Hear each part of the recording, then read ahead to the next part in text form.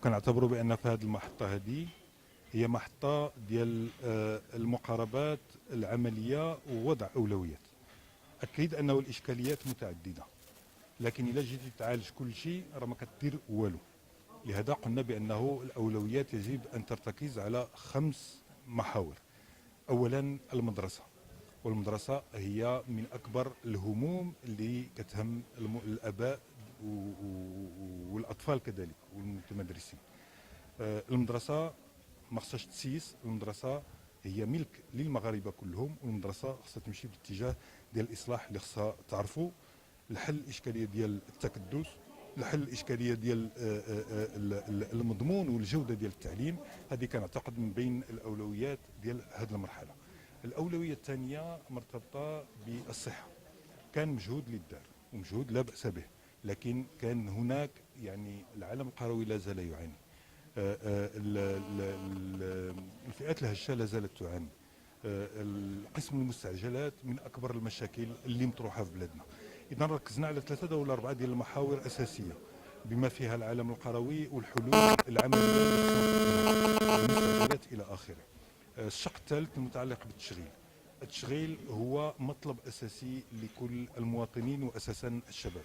جبنا مقترحات عمليه مرتبطه بنوعيه الاقتصاد وديناميه الاقتصاد ووتيره الاقتصاد والنمو وتنويع الاقتصاد الى اخره، وكذلك حلول على المستوى ديال المبادره الذاتيه والتشغيل الذاتي. المحور الرابع والركيزه الرابعه هو المتعلق بالشباب. الشباب قوه المجتمع.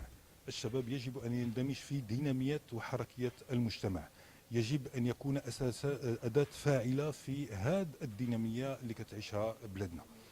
جوج ديال الجوانب ركزنا عليها: الجانب المتعلق بالحياه ديال الشاب في محيطه وفي كذلك المسائل المرتبطه بالترفيه والثقافه الى اخره، والجانب بالطبع المتعلق بتكوينه وتوفير شروط الدخول والولوج الى عالم الشغل. الشق الخامس والاساسي هو التضامن. والتضامن كنعتبروا بانه من المقومات الاساسيه ديال المجتمع ديالنا. التضامن اساس لتماسك المجتمع، اساس للانتباه كذلك الى الفئات التي تعاني.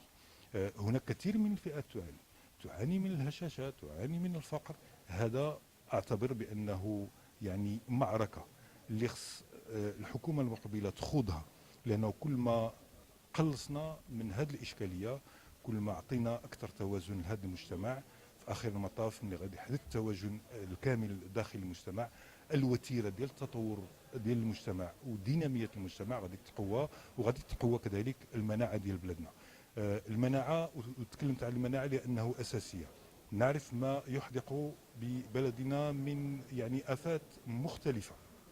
كنعرفوا كذلك الاستقرار الذي تعيشه المنطقه وتعيشه كثير من الدول في المنطقه، ولهذا ما نساوش بان كل ما نقوم به لتقويه مناعه بلدنا ومجتمعنا كل ما بالطبع كنحافظوا على يعني الوحده ديال بلادنا، كنحافظوا على الامن والاستقرار في بلادنا، وهذه من بين الاولويات اللي وضعها التجمع الوطني للاحرار.